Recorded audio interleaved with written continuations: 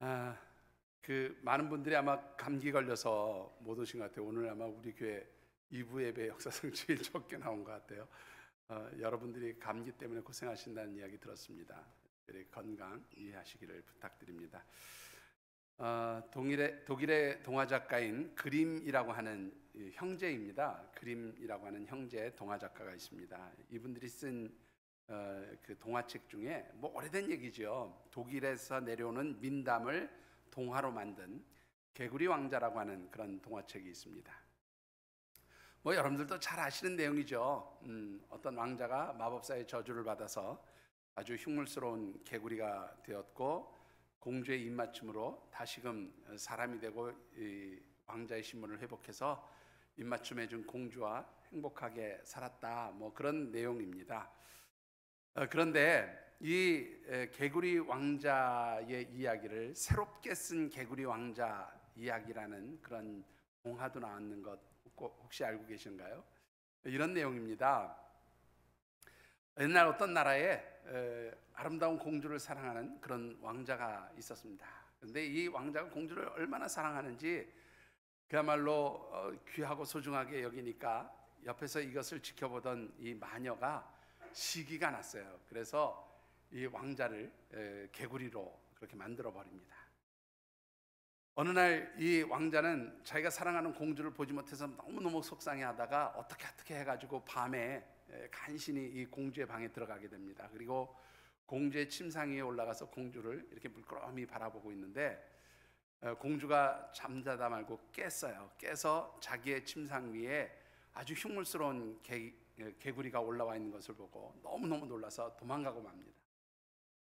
개구리 왕자는 슬퍼서 이제 그 공주의 방을 떠나게 되죠. 그리고 자기가 살고 있는 연못으로 가게 됩니다. 시간이 얼마 흘러서 이 공주는 자신을 사랑해 주었던 그 왕자가 개구리가 되었다, 마녀에 의해서 개구리가 되었다는 사실을 뒤늦게 알게 됩니다.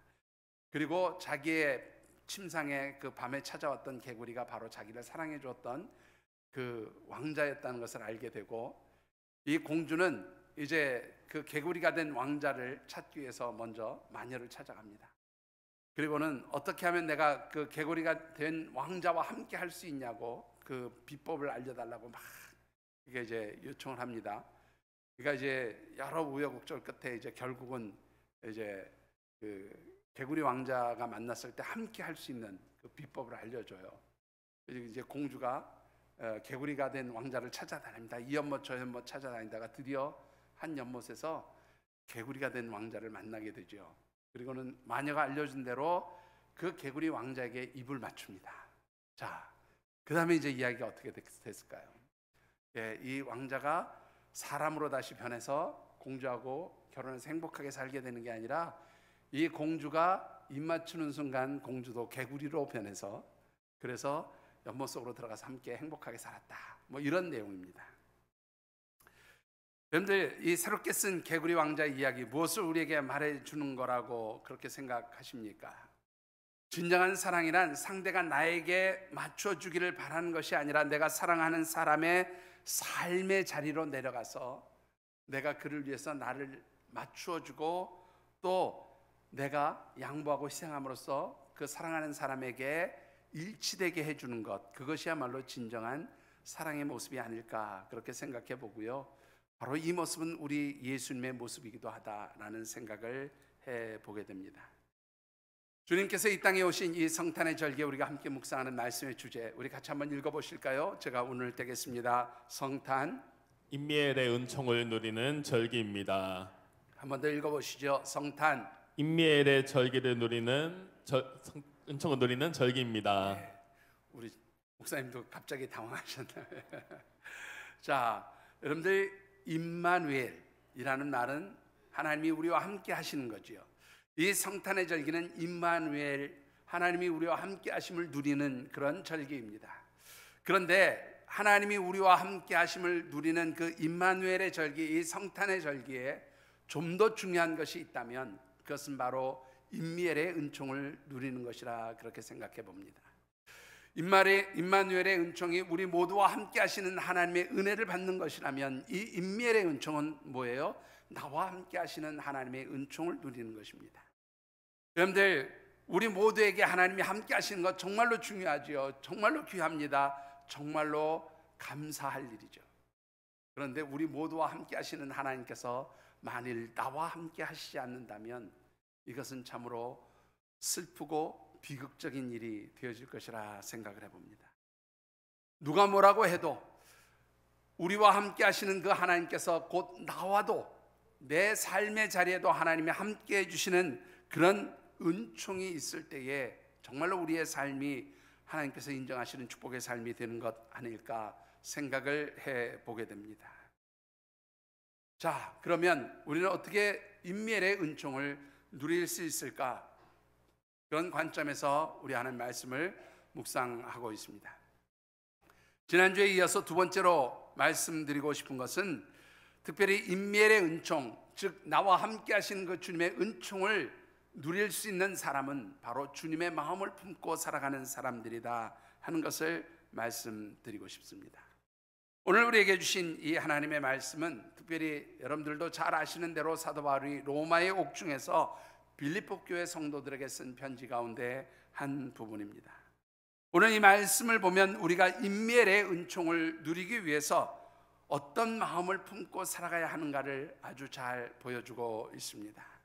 특별히 주신 말씀을 묵상하는 가운데 사랑하는 모든 우리 하늘샘 가족들이 주님의 마음을 품고 살아가심으로 인해서 임멜의 은총을 누리는, 임멜의 축복을 누리는 그런 귀한 우리 믿음의 가족들이 되어지시기를 주님의 이름으로 축복합니다.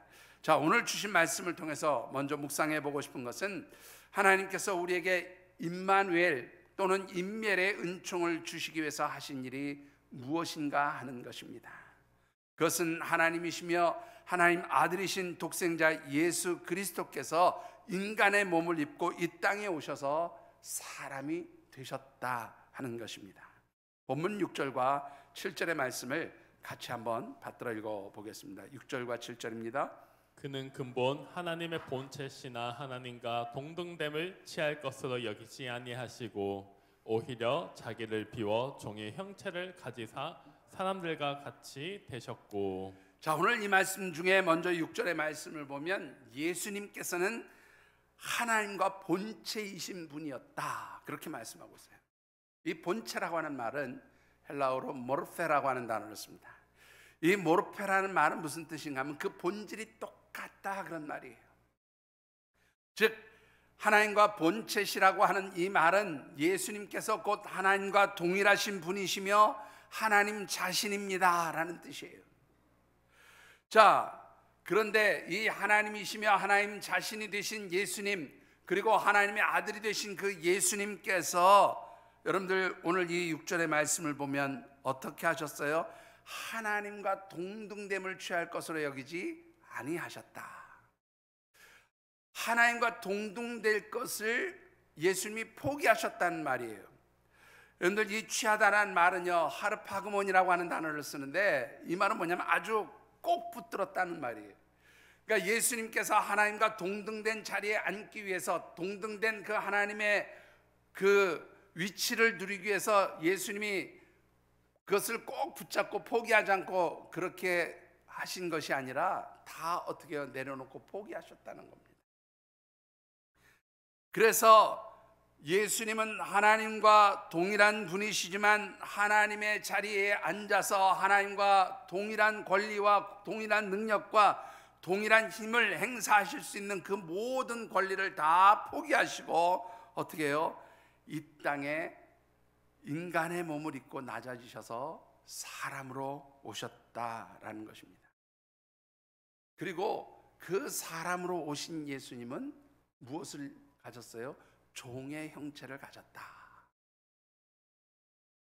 여러분들 예수님께서는 하나님이신데 인간의 몸을 입고 사람의 모습으로 이 땅에 오셔서 종의 형체를 가지시고 어떻게 해요? 낮아지셨다는 거예요. 여러분들 왜 하나님께서 자신의 아들 독생자 예수 그리스도 하나님과 동등된 그분을 이 땅에 인간의 몸을 입고 사람의 모습으로 내려가도록 그렇게 하셨느냐라는 겁니다. 여러분들 그 이유는 우리에게 임마누엘, 임마누엘의 은총을 주시기 위해서 하나님께서는 그 아들 독생자를 내어주신 줄 믿습니다. 여러분들 한번 생각해 보시죠. 하나님은 영이시라고 말씀합니다. 그 영이신 하나님을, 물론 하나님께서 우리와 함께 하시죠. 영으로 임재하셔서 우리와 함께 하시고 우리를 도와주시고 우리를 보호하시고 우리를 인도해 주시고 우리와 동행해 주시지요. 그런데 여러분들 어떻습니까? 여러분들이 영이신 하나님과 늘 동행한다고 하면 하나님을 정말로 인간의 수준에서 느낄 수 있을까요? 하나님을 알 수 있을까요? 하나님을 볼 수 있을까요? 하나님을 정말로 체험할 수 있을까요? 아마 굉장히 추상적인 하나님을 섬기게 될지도 모르겠습니다. 하나님은 그렇게 우리에게 나타나기를 원하지 아니하셨던 거지요. 그래서 하나님께서는 친히 우리에게 하나님이 어떤 분인가를 알려주시기 위해서 하나님 스스로 인간의 몸을 입고 이 땅에 오신 것입니다. 이 땅에 낮아지신 것입니다. 친히 사람이 되신 것이지요. 한마디로 말하면 눈높이를 맞춰주신 거예요. 아까 말씀드렸던 사랑이라는 것이 나에게 맞춰주기를 바라는 것이 아니라 낮아져서 상대를 맞춰주는 것이 참된 사랑이라면, 우리 하나님께서는 우리에게 하나님의 그 참된 사랑을 보여주시기 위해서 친히 낮아지신 것이죠. 친히 인간의 몸을 입고 사람이 되어서 우리와 함께 하심으로 하나님이 어떤 분인지, 하나님이 나에게 어떤 은혜를 주셨는지 그것을 느끼고 알고 깨닫고 보게 하신 바로 그 사건이 예수님의 성육신의 사건이었다라고 하는 것입니다. 하나님께서 인간의 몸을 입고 눈높이를 맞춰서 우리에게 임재하신 이 성육신의 사건, 그래서 우리와 함께 하신 그 임미엘의 사건, 임마누엘의 사건은 구체적으로 우리에게 어떤 은혜를 주시기 위해서 하나님 행하신 일이었느냐 하는 것입니다. 마태복음 1장 21절로 23절까지의 말씀을 보면 이렇게 기록하고 있습니다. 같이 말씀을 받들어 읽어보겠습니다. 아들을 낳으리니 이름을 예수라 하라. 이는 그가 자기 백성을 그들의 죄에서 구원할 자이심이라 하니라. 이 모든 일이 된 것은 주께서 선지자로 하신 말씀을 이루려 하심이니 이르시되 보라 처녀가 잉태하여 아들을 낳을 것이요 그의 이름은 임마누엘이라 하리라 하셨으니 이를 번역한즉 하나님이 우리와 함께 계시다 함이라. 먼저 23절의 말씀을 보시죠. 처녀가 잉태하여 아들을 낳을 것입니다. 바로 이 사건은 예수님의 성육신의 사건이죠. 예수님께서 인간의 몸을 입고 이 땅에 오셨을 때 그 이름이 무엇이라고요? 임마누엘, 하나님이 우리와 함께 하심을 보여주시는 사건이었다는 겁니다. 개인적인 것으로 표현하면 임미엘이 되겠지요. 나와 함께 하심을 보여주시는 사건이 바로 이 땅에 우리 주님이 오신 사건이지요. 자, 그런데 주님께서 인간의 몸을 입고 이 땅에 오셔서 우리와 함께 하시고 나와 함께 하시는 그 이유가 뭐냐? 여러분들 21절의 말씀을 보면 그가 자기 백성을 그들의 죄에서 구원하시기 위함이라, 그렇게 말씀하고 있습니다. 주님이 이 땅에 오셔서 우리와 함께 하시는 이유는 우리를 영원한 죄와 사망 가운데서 건져주셔서 하나님의 사람들, 하나님의 백성, 하나님의 자녀로 삼아주시기 위해서 하나님 우리에게 오셨다라고 하는 것이지요. 여러분들, 하나님께서 우리와 함께 하시는 은총 곧 임마누엘의 은총, 나와 함께 하시는 은총 곧 임미엘의 은총은 그래서 우리를 영원한 죄와 사망 가운데서 건져주시기 위한 하나님의 손길, 그 사건이었습니다. 여러분들, 예수님께서는 우리 가운데 혹은 나와 함께 하시면서 우리에게 영원한 죄와 사망으로부터 우리를 건져내시고 하나님 백성, 하나님의 자녀로 삼아주시기 위해서 구체적으로 어떤 일을 하셨다고 말씀하고 있습니까? 여러분들, 본문 8절의 말씀을 다시 한번 같이 받들어 읽어보겠습니다. 사람의 모양으로 나타나사 자기를 낮추시고 죽기까지 복종하셨으니 곧 십자가에 죽으심이라. 주님이 이 땅에 오셔서 우리들과 함께 하시며 우리들에게 구원해 주시는 그 하나님의 놀라운 은총들을 누리기 위해서 자신을 어떻게 해요? 십자가에 죽기까지 내어주셨다는 겁니다. 여러분들, 이 주님의 십자가 사건, 그 주님의 십자가의 죽음의 사건은 우리에게 무엇을 보여주는 것이라고 말씀합니까? 로마서 5장 8절에 사도 바울은 이렇게 말하고 있습니다. 같이 읽어보십니다. 우리가 아직 죄인 되었을 때에 그리스도께서 우리를 위하여 죽으심으로 하나님께서 우리에 대한 자기의 사랑을 확증하셨느니라. 예, 주님께서 인간의 몸을 입고 이 땅에 오셔서 사람이 되시고 우리와 함께 하시고, 그래서 우리를 영원한 죄와 사망 가운데서 건져주기 위해서 십자가에서 죽으신 바로 그 사건은 무엇이라고요? 우리를 향하신 하나님의 사랑이 어떠한 것인가를 보여주신 사건이었다, 그렇게 말하고 있습니다. 예수님께서 십자가에 죽기까지 자신을 낮추신 것, 그것이야말로 우리를 향하신 하나님의 사랑이었다는 것이죠. 그렇다면 우리에게 보여주시는 그 하나님의 사랑은 구체적으로 어디에서부터 시작된 걸까요? 여러분들, 지난주에도 말씀을 드렸지만 하나님께서 독생자 예수 그리스도를 내어주신 사건에서부터 하나님의 사랑이 시작되어집니다. 하나님의 아들이신 예수님께서 인간의 몸을 입고 이 땅에 오셔서 베들레헴 짐승들이 머무는 그 마국간 짐승들의 우리, 그것도 짐승들의 먹이통에 누이심으로 낮아지셨고, 그 낮아지심을 통하여서 이제 우리를 구원하시려는 하나님의 사랑의 계획이 시작되었다면, 우리 예수님께서 십자가에서 죽기까지 낮아지시고 십자가에서 피 흘려 죽으신 바로 그 사건은 우리를 위해서 아들 예수 그리스도를 내어주심으로 말미암아 하나님의 사랑을 보여주신 그 완성, 그것이 바로 십자가의 사건이었다, 그렇게 말씀드릴 수가 있는 것이죠. 그래서 주님이 이 땅에 오신 이 성탄의 절기는 우리를 구원하시는 하나님의 사랑이 시작되어진 절기이고, 그 주님의 사랑, 그 하나님께서 독생자 예수 그리스도를 내어주신 그 하나님의 사랑은 바로 예수님께서 십자가에 죽으시고 부활하심으로 인하여 완성되어진 그런 사건인 것입니다.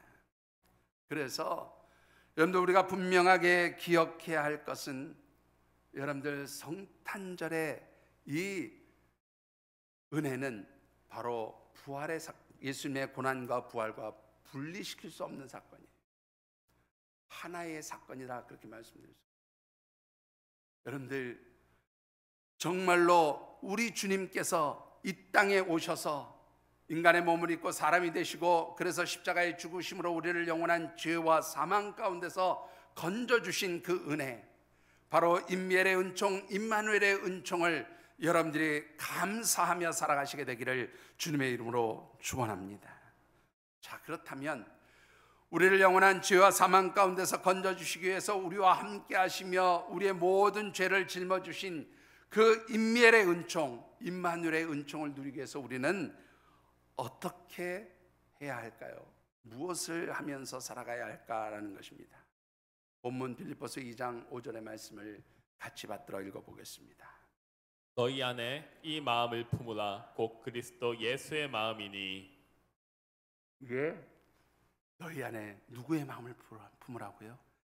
예수 그리스도의 마음을 품으라, 그렇게 말하고. 여러분들, 왜 우리가 임미엘 혹은 임마누엘의 은총을 누리기 위해서 예수 그리스도의 마음을 품어야 되는 것일까라는 겁니다.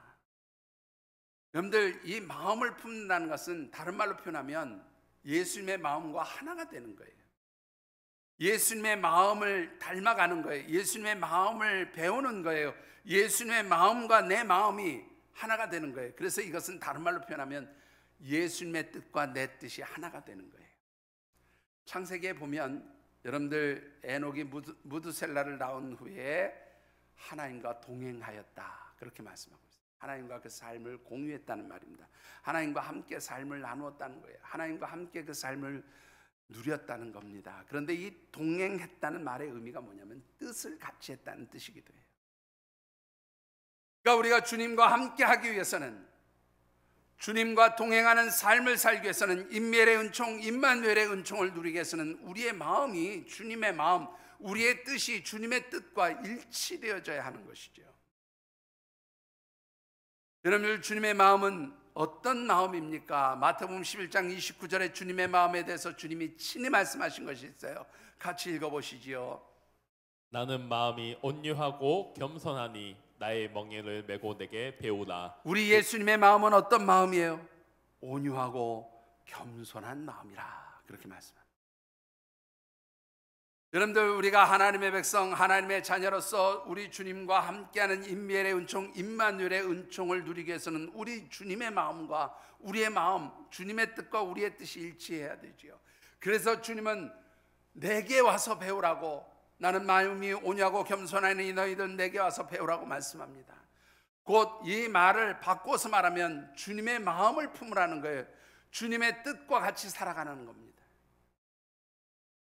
그렇다면 구체적으로 주님의 마음을 품는 것은 어떻게 사는 것일까요? 있는 말씀 그대로 온유하게 살아가는 거예요. 여러분들, 이 온유함이라고 하는 말은 헬라어로 프라우스라고 하는 단어를 쓰는데요, 이 프라우스라고 하는 단어는 히브리어에서 아나 혹은 아나우라고 하는 단어를 이 프라우스 온유함이라고 그렇게 번역을 했습니다. 그럼 이 아나 혹은 아나우란 말은 무슨 뜻인가 하면은요, 이런 것을 의미해요. 이걸 그냥 한 단어로 표현하기 위해서 제가 좀 풀어서 설명을 드리면 이런 겁니다.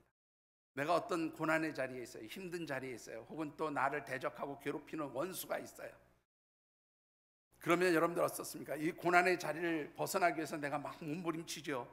원수가 나를 괴롭히면 이 원수에게 복수하기 위해서 내가 어떤 힘을 가지기를 원하고 아주 거칠게 그 원수들과 싸우기도 하고 대항하기도 하죠. 그런데 이 온유한 사람은 어떤 사람이에요? 내가 지금 현재 처해 있는 그 고난의 자리, 내가 처해 있는 그 억압과 아픔의 자리, 혹은 나를 대적하고 괴롭히는 그런 원수들과의 관계에 있어서 내 힘과 능력으로 그 문제를 해결하는 것, 그것은 온유함이 아니에요. 나를 대적하고 괴롭히는 사람들이 어떠하든지 거칠게 내 방법, 내 방식, 내 생각, 내 뜻을 가지고 그것을 해결하려고 하는 것이 아니라 나의 당한 모든 문제를 누구에게 맡겨요? 하나님께 맡기는 것을 의미해요.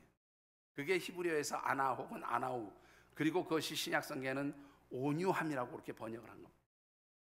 그러니까 이 온유함이라는 건 뭐예요? 내 삶의 자리가 어떠하든지, 그 삶이 고난의 자리이든지 대적들이 나를 괴롭히는 자리이든지 내 삶에서 정말로 어떠한 고통을 당하고 있든지 그 모든 문제를 누구에게 맡기는 거예요?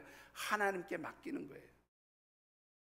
절대적으로 하나님을 신뢰하면서 하나님 앞에 내 모든 삶의 문제들을 맡기는 거예요. 그리고 나는 어떻게 살아가는 겁니까? 마음의 평강을 누리며 살아가는 상태, 영적인 평안을 누리고 살아가는 상태가 바로 온유함의 상태인 거예요. 여러분들, 이렇게 보면 이 온유함이라는 것이 외적으로 드러날 때 보면요, 굉장히 소극적인 사람으로 보일 수 있어요. 무기력하게 보일 수 있어요. 무능력하게 보일 수 있어요. 왜? 내가 지금 당한 문제들 아무것도 하지 않고 가만히 있는 것처럼 보이니까 무능력하게, 무기력하게, 소극적으로 그렇게 보일 수 있지요. 그러나 여러분들, 이 온유함이라고 하는 것은 만왕의 왕이신 하나님께 내 삶의 모든 문제를 맡겼어요. 하나님께 대한 절대적인 믿음과 신뢰를 가지고 살아감으로 인해서 하나님, 내가 지금 어떠하든지, 내가 어떠한 환경과 상황에 있든지 나는 하나님께 내 문제를 맡겼어요. 하나님, 내 대적과의 그 갈등 관계 하나님께 맡겼습니다. 나를 괴롭히고 힘들게 하는 이 고난의 상황, 외부로부터 온 이 어려움들 다 하나님께 맡겼습니다. 그렇게 고백하면서 흔들리지 아니하는 삶을 사는, 삶이 요동치지 않는 거예요. 내가 비록 힘들지만, 그래서 어렵고 고통 가운데 있지만 내 삶은 어떻게 해요? 반석에 세워진 집과 같이 평안함을 누리는 것, 그게 바로 온유함의 상태인 줄 믿습니다. 여러분들, 이 온유함의 모습을 우리에게 보여준 성경의 한 인물이 있습니다. 민수기 12장 3절의 말씀을 보면 모세라고 하는 인물에 대해서 하나님이 이렇게 말씀하는 것을 보게 됩니다. 여러분들, 어떻게 말씀하십니까? 같이 읽어보십시다. 이 사람 모세는 온유함이 지면의 모든 사람보다 더하더라. 예, 왜 하나님이 모세에게 온유함이 지면에 있는 모든 사람들, 이 세상에 있는 모든 사람들보다 그 온유함이 뛰어나다고 말씀하고 있는 걸까요? 그 앞에 보면 이런 내용들이 있어요. 모세의 누나 미리엄이, 근데 모세가 결혼을 합니다. 그 재혼을 한 것 같아요. 구스 여인과 결혼을 합니다. 이 구스 여인은 여러분들이 잘 아신 대로 아프리카 출신의 여인이죠. 그러니까 아마 추정해 보기로는 우리가 흔히 말하는 흑인 여성이었던 것 같아요. 그러니까 이 모세의 누나 미렴이 이방인이면서 그 흑인 여성과 결혼한 모세를 비난한 거죠. 어떻게 그럴 수 있느냐. 근데 거기에 대해서 모세가 아무런 반응을 하지 않아요. 대꾸를 하지 않아요. 분노하지도 않아요. 화를 내지도 않아요. 누나에게 뭐 그렇게 얘기할 수 있냐고 싸우려고 달려들지도 않습니다. 아무 소리 하지 않아요. 그 말은 뭐예요? 하나님께서 판단해 주시길 원합니다. 하나님께 맡겼다는 거예요. 그것을 보고 하나님이 어떻게 해요? 그 모세의 온유함이 모든 지면에 있는 사람보다 뛰어나다. 그렇게 하나님이 인정해 주시는 거죠. 여러분들, 우리를 괴롭히는 일들이 있어요. 나를 힘들게 하는 상황들이 있습니다. 나를 아프게 하는 일들, 아프게 하는 문제들이 있어요. 근데 그것이 내 힘으로, 내 능력으로 해결되지 않아서 여러분들 불안하고 힘들어하고 고통스러워 하십니까? 여러분들이 온유한 사람이라면 하나님께 맡길 수 있게 되기를 주의 이름으로 축원합니다. 여러분들, 우리 주님께서요, 조금 전에도 말씀드렸지만 하나님의 뜻에 순종해서 이 땅에 오셨지요. 그래서 십자가에 죽기까지 자기 자신을 낮추셨어요. 마지막 그 십자가의 죽음 앞에서 두려워하셨습니다. 그런데 마지막 예수님의 기도가 뭐예요? 내 뜻대로 마옵시고 아버지의 뜻대로 하옵소서. 하나님께 맡겼다는 거예요. 하나님, 내 뜻이 아니라 하나님의 뜻에 나를 일치시킵니다. 하나님, 나의 모든 삶을 하나님께서 책임져 주세요. 바로 이 기도가 아버지의 뜻대로입니다. 아버지의 뜻대로. 바로 주님의 마음에 내 마음을 일치시키는 것이고요, 하나님 뜻에 내 뜻을 일치시키는 거예요. 그게 바로 하나님과 우리가 함께 동행하는 비결이 되어지는 줄 믿습니다. 여러분들이 정말로 하나님께 여러분들의 삶의 모든 문제들을 맡기시고 어떠한 환경 속에서든지 반석 위에 세워진 집과 같이 요동치지 아니하는 평강의 삶을 누리시게 되기를 주님의 이름으로 축원합니다. 자, 우리 주님 주시는 그 임마누엘의 은총을 누리기 원하는 사람은 또 우리 주님의 마음 중에 무엇을 따라 살아야 합니까? 여러분들, 겸손함으로 살아가야 한다고 말씀합니다. 여러분들, 본문 7절과 8절의 말씀을 우리 같이 한번 받들어 읽어보겠습니다. 오히려 자기를 비워 종의 형체를 가지사 사람들과 같이 되셨고 사람의 모양으로 나타나사 자기를 낮추시고 죽기까지 복종하셨으니 곧 십자가에 죽으심이라. 여기서 보시면 주님의 겸손은 한마디로 말하면 나를 비우고 복종하신 거예요. 어디에, 무엇에까지? 십자가에 죽기까지 자신의 뜻이 아닌 하나님의 뜻에 복종한 것, 그게 바로 예수님의 겸손인 것입니다. 여러분들, 그래서 이 겸손이란 말은요, 타페이노스라고 하는 헬라어를 쓰는데, 이 타페이노스의 뜻은 뭐냐? 한마디로 낮아졌다는 거예요.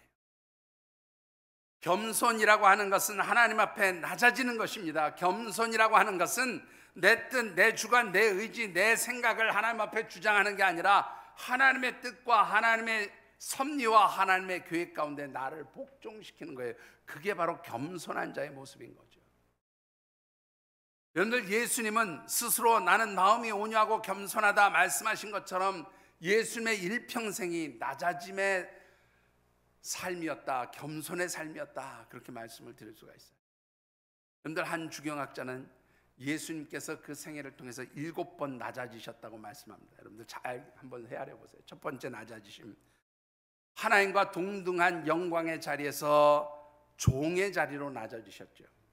그렇죠? 하나님의 자리에서 종의 형체를 빌어서 인간의 몸을 입고 이 땅에 오셔서 낮아지셨어요. 두 번째는 사람의 몸을 입고 이 땅에 오심으로 천사보다 낮아지셨다, 그렇게 이야기합니다. 세 번째는요, 하나님이신 예수님께서 인간의 몸을 입고 오심으로 하나님이 아닌 인간의 몸이 되심으로 낮아지셨다, 그렇게 말씀하고 있습니다.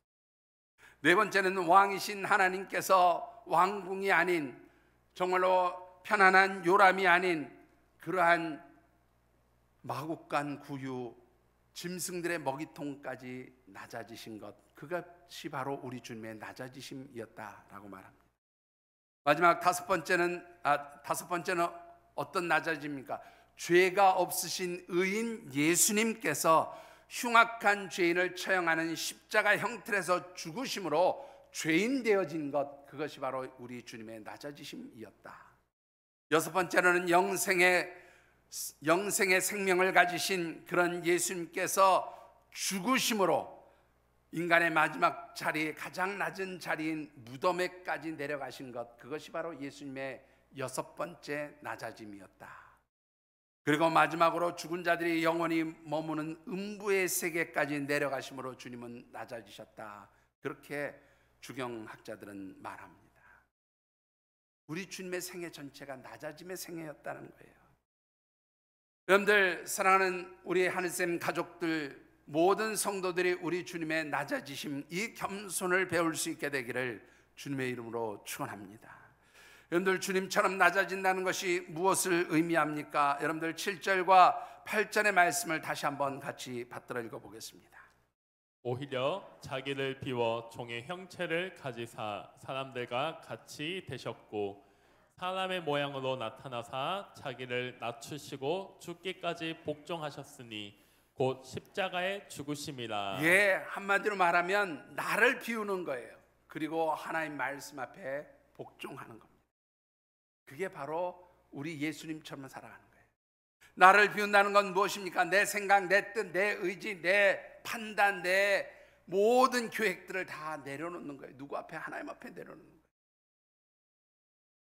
그리고는 하나님 말씀에, 하나님 뜻에, 하나님 원하신 그 계획에 나를 맞추는 거예요. 그게 바로 겸손인 것입니다. 뿐만 아니라 빌립보서 2장 3절과 4절의 말씀을 보면 이렇게 하나님 앞에 자기를 복종시키고 낮추는 사람은 구체적으로 어떤 삶을 살게 돼요? 같이 한번 받들어 읽어보겠습니다. 아무 일에든지 다툼이나 허영으로 하지 말고 오직 겸손한 마음으로 각각 자기보다 남을 낮게 여기고 각각 자기 일을 돌볼 뿐더러 또한 각각 사람들의 일을 돌보아 나의 기쁨을 충만하게 하라. 예, 여러분들, 이 겸손, 낮아짐이라고 하는 것은요, 우리 주님의 모습처럼 자신을 비우고 하나님 말씀, 하나님 뜻 앞에 복종할 뿐만 아니라 이 겸손의 삶을 살아가는 사람들은 나보다 남을 어떻게 해요? 낮게 여기는 사람이에요. 우리 신앙 공동체 안에 있는 모든 지체를 나보다 낮게 여기는 사람입니다. 나보다 귀한 분으로 여기는 것입니다. 나보다 소중한 하나님의 사람으로 여기는 것입니다. 그렇게 여길 때 우리는 주님처럼 어떻게 해요? 낮아질 수 있어요. 그 낮아진다는 말은 그래서 그 안에 뭣도 있냐면 섬긴다는 의미가 있어요. 겸손은 섬김과 같은 그런 맥락의 말씀입니다. 그래서 4절에 보시면 뭐라고 되어 있어요? 자기 일을 돌아볼 뿐만 아니라 어떻게 해요? 남의 일도 도와주고 그렇게 헌신하라고 말합니다. 그게 바로 섬김이에요. 여러분들이 주님의 마음을 품고 살아간다는 것, 그래서 하나님의 뜻과 하나님의 기뻐하시는 그러한 말씀대로 살아가는 것은 나를 낮출 뿐만 아니라 어떻게 해요? 이웃을 위해서 섬김의 삶을 사는 거예요. 그게 바로 겸손의 삶이에요. 그게 바로 우리 주님의 삶이에요. 우리 주님께서 자신의 의지, 자신의 뜻, 자신의 생각을 하나님 앞에서 주장하신 것이 아니라 겸손히 낮아지셔서 우리를 위해 자기의 몸을 십자가에서 내어주신 것, 그게 바로 섬김인 거예요. 그게 바로 낮아짐인 거예요. 그게 바로 겸손인 것입니다. 여러분들이 이런 모습으로 그렇게 살아갈 수 있게 되기를 주님의 이름으로 축원합니다. 그리할 때에 우리 하나님께서 주시는 은혜가 있어요.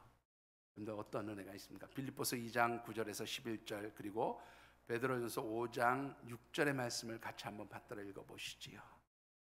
이러므로 하나님이 그를 지극히 높여 모든 이름 위에 뛰어난 이름을 주사 하늘에 있는 자들과 땅에 있는 자들과 땅 아래에 있는 자들로 모든 무릎을 예수의 이름에 꿇게 하시고 모든 입으로 예수 그리스도를 주라 시인하여 하나님 아버지께 영광을 돌리게 하셨느니라. 예, 한마디로 말씀을 드리면 십자가에 죽기까지 하나님 뜻에 복종해서 자신을 낮추고 섬기고 낮아지셨을 때, 그렇게 온유함과 겸손함으로 자신을 내려놓고 포기하셨을 때 하나님께서 예수 그리스도를 어떻게 해요? 높여주셨다 그 말이에요. 예수 그리스도의 이름 앞에 모든 무릎을 꿇게 하셨다는 것은 예수 그리스도를 만왕의 왕으로 하나님이 높여주셨다는 거예요. 그리고 그 예수님의 이름 앞에 모든 사람이 무릎을 꿇게 하심으로 주님을 존귀케 하셨다, 그렇게 말씀하고 있어요. 이것은 우리 예수님에게만 주시는 은혜가 아니라 베드로전서 5장 6절의 말씀을 보면 이렇게 말씀하고 있습니다. 같이 읽어봅니다. 그러므로 하나님 능하시네 손 아래에서 겸손하라. 때가 되면 너희를 높이시리라. 예, 우리가 예수님을 닮아서 하나님 앞에 겸손하면, 하나님 앞에 낮아지면, 하나님 앞에서 섬김의 삶을 살아가게 될 때 하나님은 때가 되어지면 우리를 어떻게 해요? 높여주신다.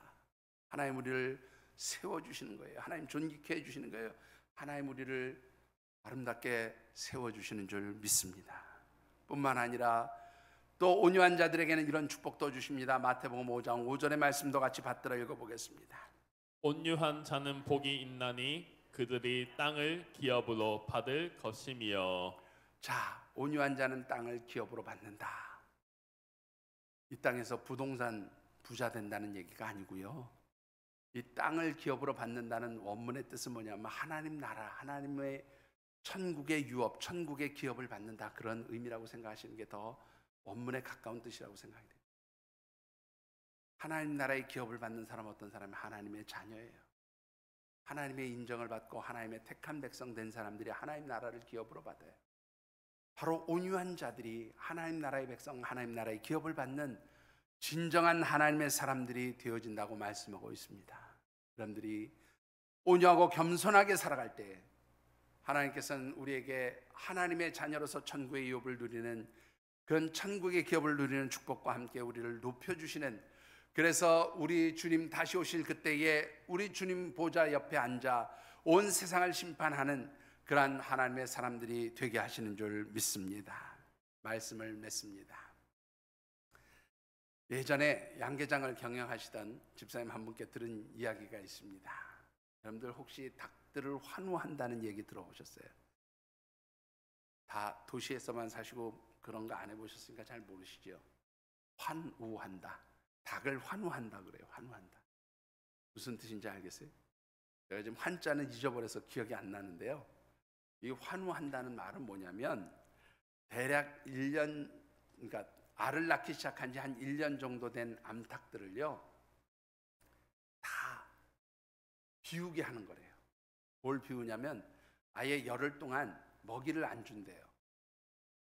그렇게 1년 동안, 그러니까 알을 낳기 시작해서 1년 동안 알을 낳고 난 닭은 이게 굶기는 거죠. 쉽게 얘기하면 굶기는 거예요. 열흘 동안. 그러면 이 1년 동안 닭을 이제 알을 낳으면서 그 안에 쌓였던 뭐 노폐물이라든가 혹은 지방질이라든가 기름기라든가 이런 것들이 싹 빠진대요. 그렇게 싹 노폐물이 빠지고 나면 이 닭은 마치 처음 알을 낳기 시작하는 닭처럼 다시 건강한 달걀을 생산할 수 있게 되어지는 거죠. 그거를 환우한다고 그래요. 환우. 네. 근데 재밌는 것은요, 만약 이 환우에 실패한 닭들은 어떻게 될까요? 예, 치킨 만드는 공장으로 간답니다. 네, 죽는 거예요. 그러니까 비워야 사는 거죠. 비워야 새 생명을 잉태할 수 있는 거예요. 비워야 여러분들 어떻게 해요? 새로운 생명이 채워지는 것이죠. 여러분들 마찬가지입니다. 우리가 하나님의 백성, 하나님의 자녀로서 예수 그리스도께서 십자가에서 자신을 비우신 것 같이 여러분들이 여러분들의 생각과 뜻과 의지를 비울 수 있게 되기를 주님의 이름으로 축원합니다. 하나님의 뜻으로 내 심령을 채우고 하나님의 생각, 하나님의 마음으로 내 안에 채워갈 때에 우리 가운데 뭐가 와요? 하나님의 임재하심, 우리와 함께 하시는, 나와 함께 하시는 하나님의 생명의 역사가 임하게 되어지는 줄 믿습니다. 그리고 나에게 주시는 그 영원한 생명이 나로 끝나는 것이 아니라 우리의 이웃들에게 정말로 보여지게 되고 새 생명의 그러한 은총을 누리게 하는, 새 생명을 잉태하게 하는 그러한 통로로서의 하나님 백성, 하나님의 자녀가 되게 하시는 줄 믿습니다. 특별히 이 성탄의 절기에 주님이 이 땅에 오심을 즐거워하는 것뿐만 아니라 우리를 위해서 십자가에 죽기까지 자신을 비우시고 낮아지신 그 주님의 온유하고 겸손한 모습도 여러분들이 기억하시고 그 주님의 모습을 닮아가셔서 우리 가운데 임마누엘로 임재하시는 하나님의 그 놀라운 은총을 누리시고, 그래서 우리 가운데 영원한 생명의 역사가 시작되어지고 하나님의 자녀로서 하나님의 이름을 높여드리는, 그런 영광스러운 삶이 되어지시기를 주님의 이름으로 축복합니다. 기도하겠습니다.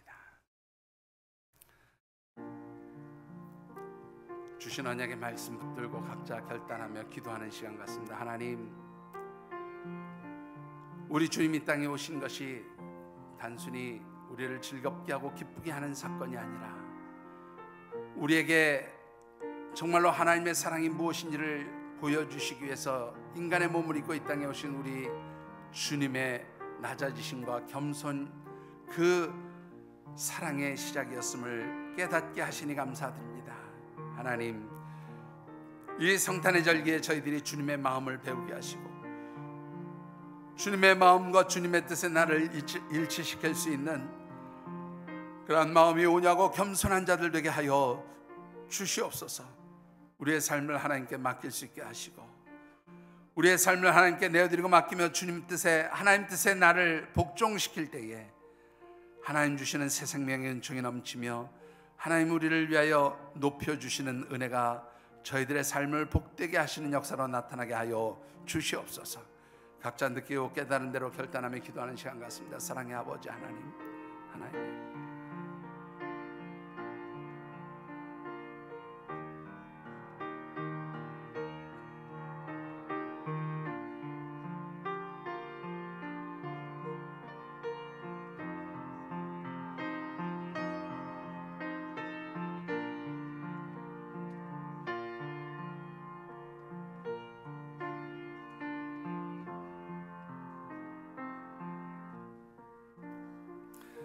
하나님, 우리를 영원한 죄악과 사망 가운데서 구원해 주시기 위하여 독생자 예수 그리스도를 내어주시고 또 주님께서 인간의 몸을 입고 이 땅에 오셔서 우리에게 영원한 생명의 은총을 주신 것 감사와 찬양으로 영광 올려드립니다. 하나님, 이제 저희들이 우리와 함께 하시며 우리를 영원한 생명 가운데로 이끌어 가시는 그 놀라운 하나님의 사랑을 누리며 체험하기 위해서 임미엘의 은총, 임마누엘의 은총을 누리기 위해서 우리 주님의 마음을 품고 주님을 본받아 살아가는 저희들 되도록 축복하여 주시옵소서. 주님처럼 저희들이 온유한 사람들이 되게 하여 주시옵소서. 우리의 삶의 문제들을 모두 하나님께 내어드리고 맡김으로써 어떠한 환경과 상황 속에서도 평강을 누리는 온유의 사람들이 되게 하옵시고 또한 내 뜻, 내 생각, 내 의지가 아닌 하나님의 뜻에, 하나님 말씀에, 하나님의 계획에 나를 복종시킴으로 말미암아 우리 예수님 닮은 겸손한 하나님의 사람들 되게 하여 주시옵소서.